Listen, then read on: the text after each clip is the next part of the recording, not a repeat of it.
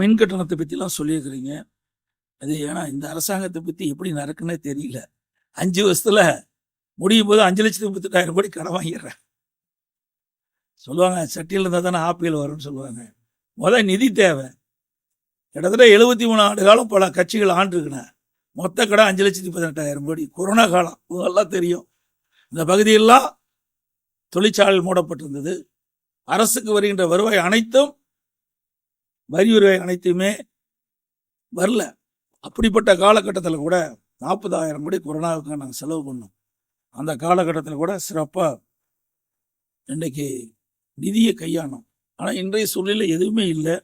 ஆனாலும் 5,38,000 கோடி 5 வருஷம் நிறைவு பெறுகின்ற பொழுது சுமார் 5,38,000 கோடி இந்த மாநில அரசு கடன் வாங்கி சூழ்நிலை ஏற்பட்டிருக்கின்றது.